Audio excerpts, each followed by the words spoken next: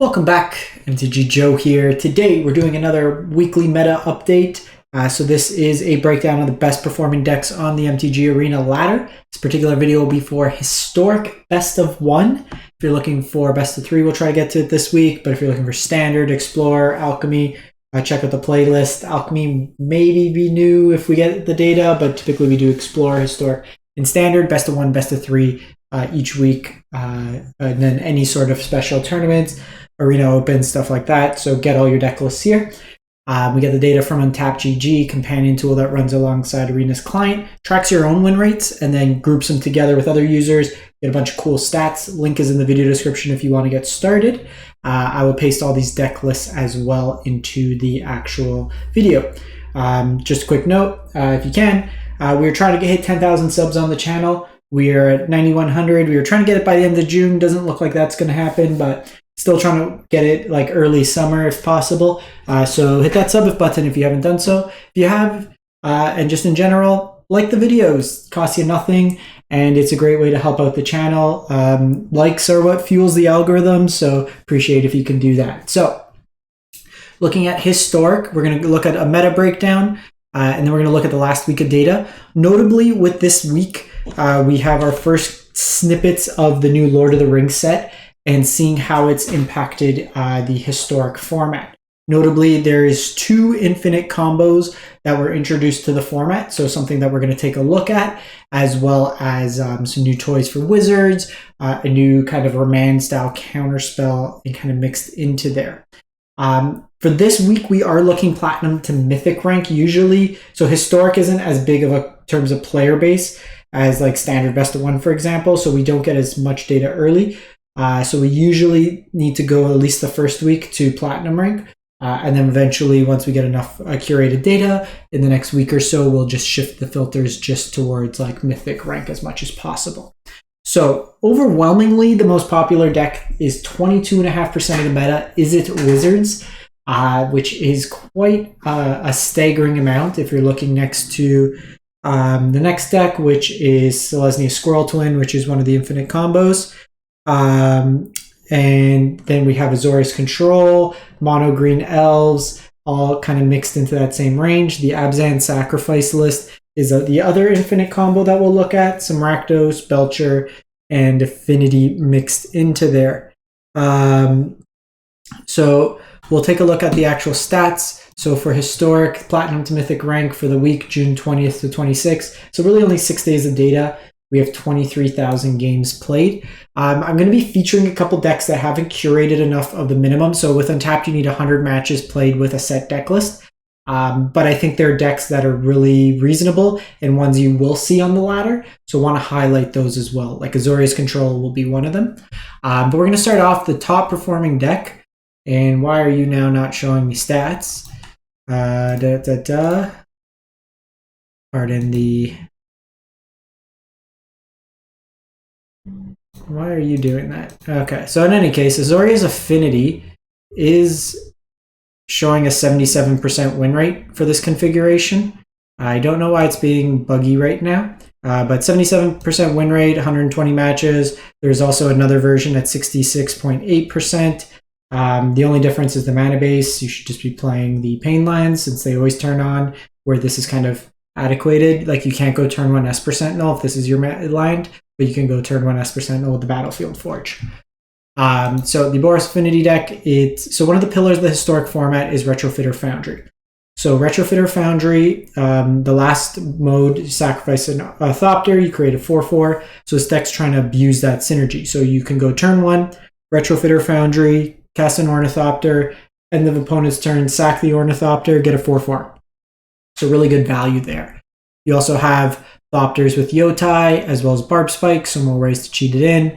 The Yotai is kind of removal. You have Mashiko to pump up stuff. Ingenious Smith finds you spells. He finds the artifacts, gets bigger.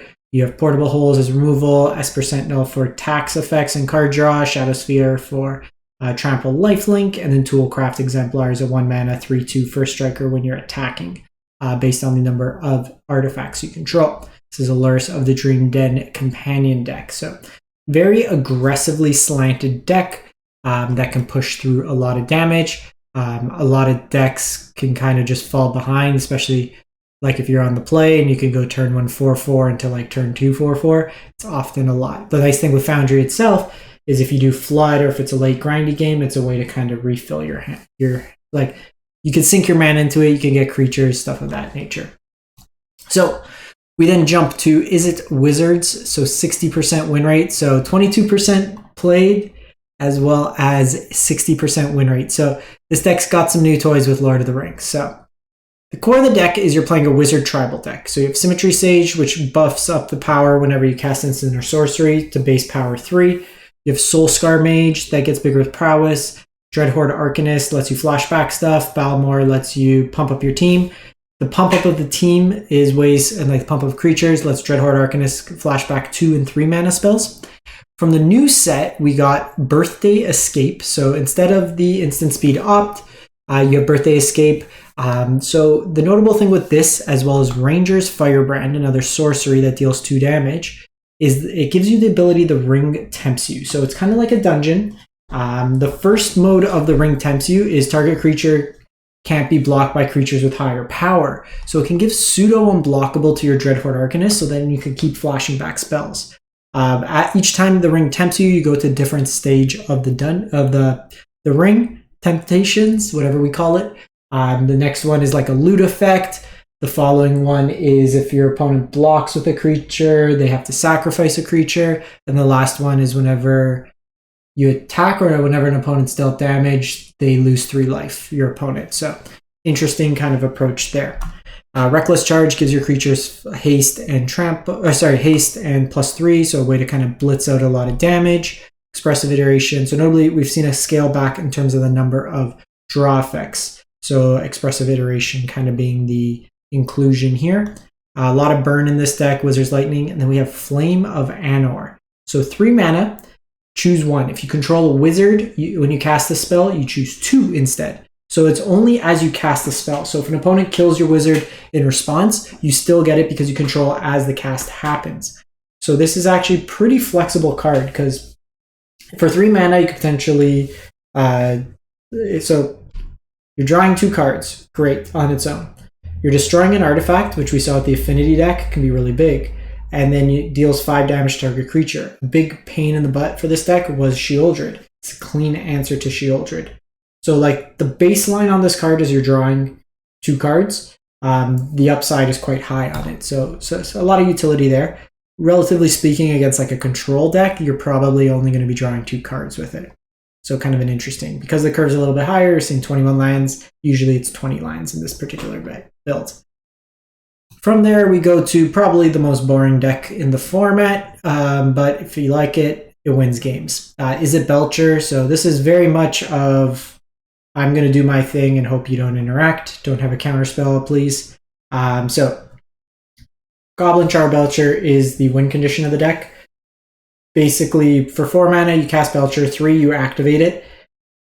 Because you have no lands in your deck, because all the lands you're playing are module dual-faced, it basically will deal damage to your opponent equal to the number of cards in your library once you activate the Charbelcher.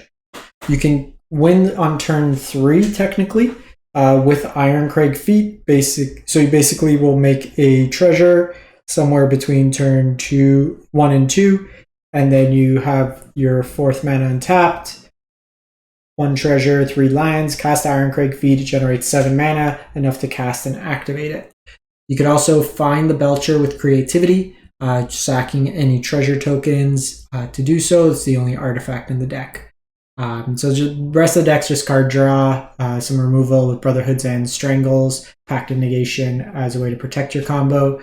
And then you have you could technically use these lines for effects, but most of the time they're just going to be lines for the deck. Like I said, I've played this deck on video before. I think I won 4 to 5 games I played with it, and it was the most boring thing I've played. But if you just want to win, you like doing broken stuff, this is a broken combo. I don't know why it's doing this today. So we have Bant Hammer. So Bant Hammer was 57% win rate, 100 games played. So the hammer list. So with this list here, you're using Sigarda's Aid. So it's an enchantment that you can flash in your your auras or equipments as though they had flash. When that enters the battlefield, it auto equips to a creature under your control. So the big thing here is you kind of circumvent the equip cost of something like Colossus Hammer. So your creature gets plus 10/10 for only 1 mana, which is really nice. You use that. You use Belt of Giant Strength, which is a very similar style effect. You could also circumvent the equipped cost with Kemba's Outfitter, which reassigns the equip cost to 1 instead. You also have Kemba Ka Enduring, which lets you auto-equip your cats. A big target for these equipments is the Invisible Stalker. So for 2 mana, you have a 1/1 hexproof, can't be targeted by your opponent's spells, as well as it can't be blocked. So very difficult creature for your opponent to deal with. Reality Chip for some card advantage, also an equipment, Shadow Sphere for lifelink trample, and then you have the Retrofitter Foundry combo in here, and then Esper Sentinel for some tax.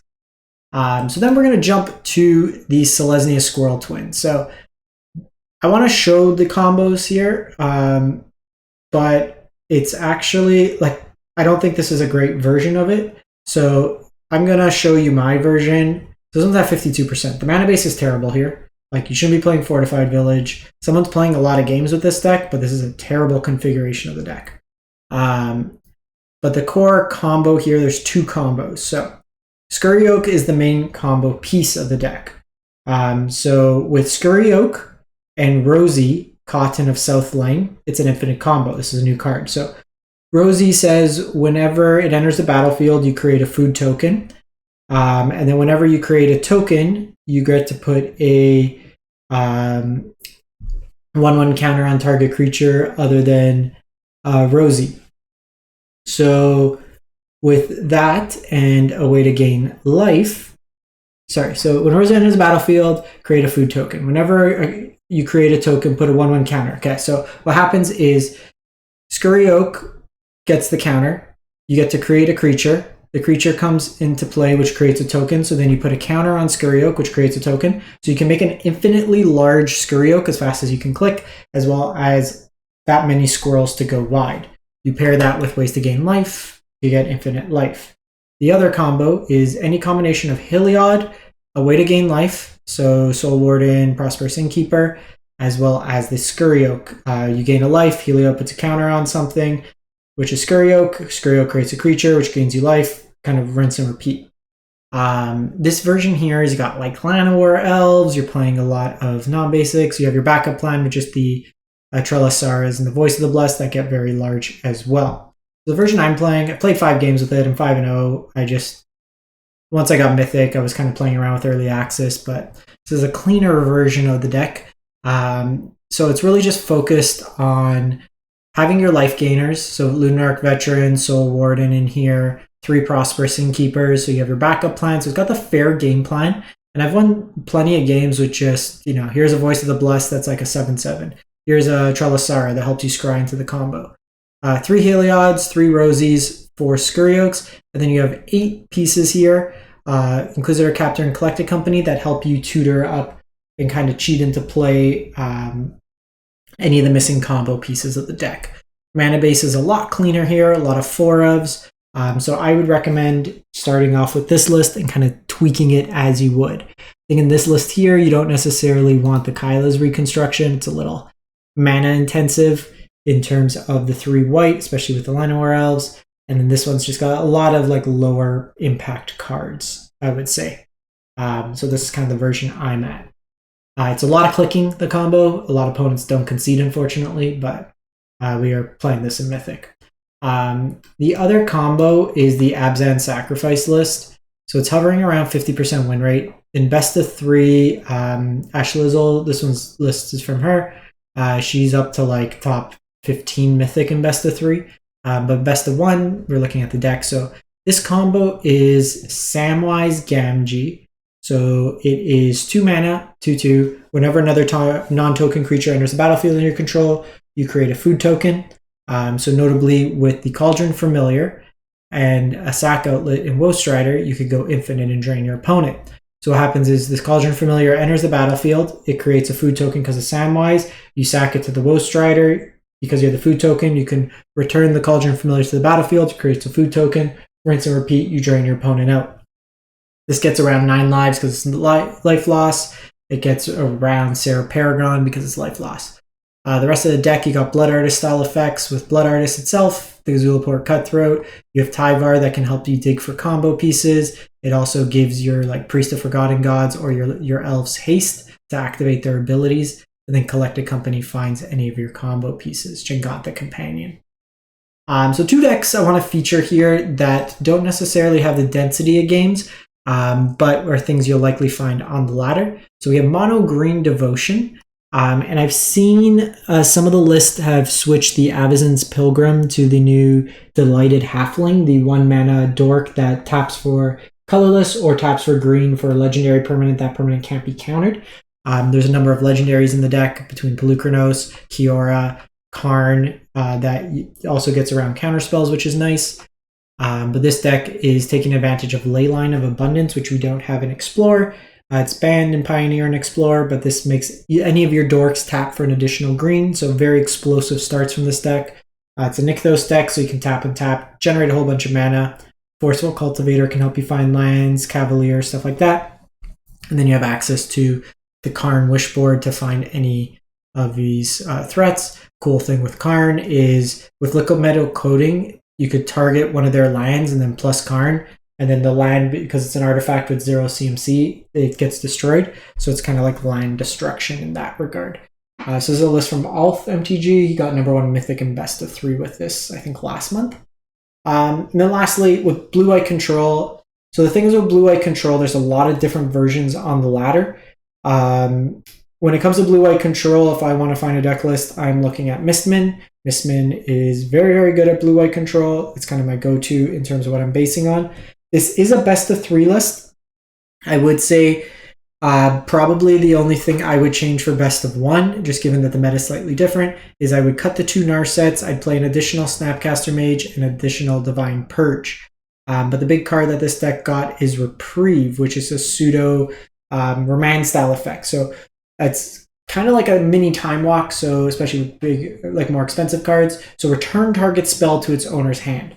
This means while the spell is on the stack. So you can't bounce something that's resolved, but it does allow you to, with a spell on the stack, bounce it. This also gets around stuff that can't be countered. And the nice thing here is it replaces itself. Pair that with Snapcaster Mage, you get some extra value. But I think this deck's actually really well positioned in the meta right now. It's got counters to deal with it. A lot of these decks are Collected Company or Luris decks. So things like Divine Purge, especially against the Artifact deck, really destroy what your opponent's doing. Just exiles them, sets them back quite heavily on tempo. You're winning the game with Snapcaster Mages, just attacking in. You're winning with Teferi, or you're winning with Hall of Storm Giants, Castle Ardenvale. Alternatively, if you want to keep the configuration like this, you can also just replace the Narsets with 2 copies of the Wandering Emperor. So you have some options to play around with that. So I'll link this one as well.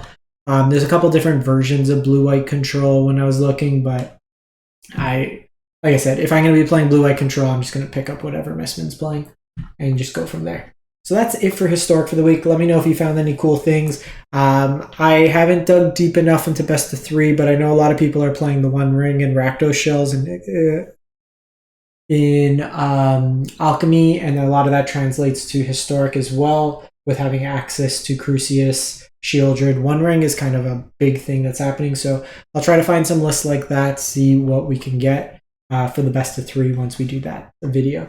In any case, thanks for watching, everyone. Hope you have a great one, and catch you next time.